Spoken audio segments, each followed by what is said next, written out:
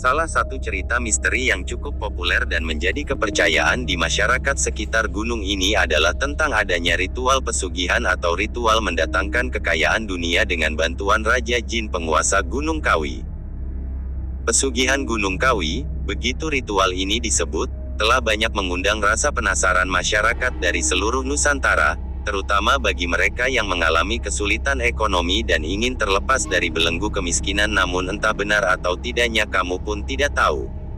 Jika Anda termasuk orang yang ingin mengetahui lebih jauh mengenai pesugihan ini, berikut akan kami jelaskan informasinya untuk Anda di saluran kesayangan Anda ini, channel Metafisika Nusantara. Pesugihan Gunung Kawi. Setiap tahun, tak sedikit orang dari seluruh penjuru Nusantara datang dan mendatangi Gunung Kawi, entah apa tujuannya. Mungkin ada yang mau jalan-jalan atau ada kepentingan tertentu. Namun mereka katanya yang datang biasanya bertujuan untuk mengalap berkah dan mengharapkan datangnya kekayaan dengan jalan pintas melalui ritual pemujaan pada penguasa gaib Gunung Kawi. Padahal kalau mau kaya kita harus bekerja ya, atau buka usaha hehe. Dari kisah atau cerita yang beredar, melakukan pemujaan di Gunung Kawi memang diyakini dapat membuat diri kita menjadi dimudahkan dalam mendapatkan uang, katanya. Wow.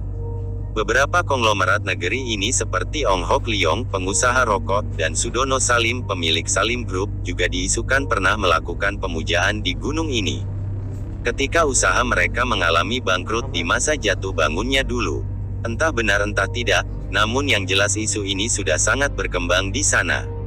Ritual pesugihan Gunung Kawi ini. Dari pemaparan seorang kuncen yang belum lama ini kami temui bersama tim Metafisika Nusantara. Kami mengetahui bahwa ritual pesugihan Gunung Kawi sebenarnya hanya dilakukan dengan cara yang sangat sederhana. Para peziarah sekedar diwajibkan untuk melakukan ritual tapa brata selama 10 hari di bawah sebuah pohon keramat bernama pohon Dewandaru. Ada kata istilah di daerah lain pohon Dewandaru ini disebut pohon bidara. Buahnya merah dan rasanya asam. Konon dahulunya buah bidara atau buah Dewandaru ini ditanam oleh Eyang juga di Gunung Kawi. Sebelum melaksanakan tapa brata 10 hari, pelaku ritual tersebut diwajibkan terlebih dahulu melakukan mandi suci yang dipimpin langsung oleh sang kuncen Gunung Kawi, atau mandi sendiri saja. Ketika melaksanakan mandi wajib inilah, peziarah itu melakukan kontrak mati atau semacam perjanjian dengan penguasa gaib Gunung Kawi atau Raja Siluman yang menghuni Gunung Kawi tersebut. Mereka harus bersedia memberikan tumbal nyawa pada sang penguasa setiap tahun sekali untuk melanggengkan kekayaannya. Setelah melaksanakan mandi wajib, para pelaku baru diperbolehkan bergabung bersama para peziarah lain untuk melakukan tapa brata 10 hari tidak makan. Mereka harus bersila di atas selembar daun jati, tidak boleh makan, minum, dan tidur. Mereka pun tidak boleh buang air besar dan buang air kecil kecuali mengeluarkannya di atas daun jati yang didudukinya itu. Wah, bagaimana itu, apa tidak bau ya? Tapa brata dihentikan jika mereka telah dihampiri selembar daun dari pohon Dewandari yang gugur dengan sendirinya. Daun itu harus jatuh tepat di tubuh mereka. Gugurnya daun Dewandaru menandakan bahwa keinginan Anda untuk menjadi kaya melalui jalur pesugihan Gunung Kawi telah disetujui oleh penguasa gaib penunggu pohon Dewandaru itu, mitosnya. Namun ada yang menceritakan orang yang pernah ke Gunung Kawi dan melakukan ritual namun mereka tidak kaya-kaya juga. Namun jika selama 10 hari melakukan tapa brata, betapa tidak kejatuhan daun Dewandaru, hal ini berarti keinginan Anda untuk menjadi kaya melalui pesugihan ini tidak diizinkan oleh penguasa gaib Gunung Kawi, mitosnya. Anda akan pulang dengan tangan hampa dan tidak mendapatkan keberkahan dari tapa brata yang Anda lakukan. Orang-orang yang gagal mendapatkan daun Dewandaru biasanya adalah orang-orang yang memiliki niat buruk dan sebetulnya tidak terlalu butuh karena secara ekonomi sudah berkecukupan. Sedangkan orang yang berhasil memperoleh daun Dewandaru adalah mereka yang benar-benar sudah dalam posisi sulit, terlilit hutang, dan mengalami kesulitan dalam bidang ekonomi. Setelah menjalani ritual pesugihan gunung dan mendapatkan selembar daun Dewandaru atau daun bidara yang buahnya asam itu, petapa harus pulang dan menyimpan daun yang didapatkannya itu di dalam lemari tempat tidurnya.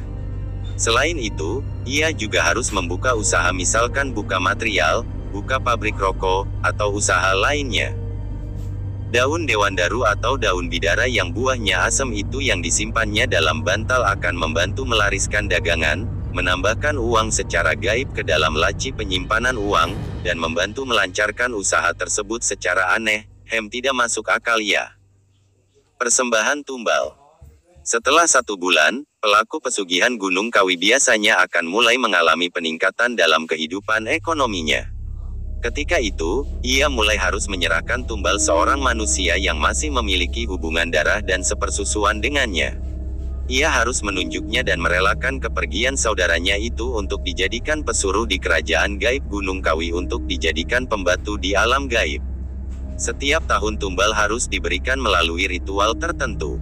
Seorang yang ditunjuk menjadi tumbal biasanya akan mati secara mendadak tanpa diduga-duga. Bila calon tumbal S3 darah sudah habis, biasanya diri sendiri yang akan diambil dan menjadi penghuni Gunung Kawi sampai kiamat. Selain itu, setiap kali memberi tumbal, kekayaan pemilik pesugihan biasanya akan melonjak secara drastis. Demikianlah pemaparan sekilas kami mengenai pesugihan Gunung Kawi beserta ritual-ritual sesat yang harus dijalani si pelaku pesugihan.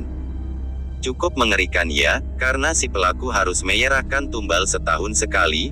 Jikalau tidak menyerahkan tumbal, maka diri dia sendiri yang akan diambil, dan menjadi budak atau pesuri di alam siluman Gunung Kawi. Hati-hati bila Anda mendatangi Gunung Kawi dan coba-coba melakukan ritual, karena walaupun kamu tidak kaya, kamu akan tetap menjadi pengikut Raja Siluman Gunung Kawi, karena secara otomatis kamu akan mengikat kontrak pesugihan seram ya. Semoga kita semua terhindar dari kesulitan rizki dan segala bujuk rayu setan.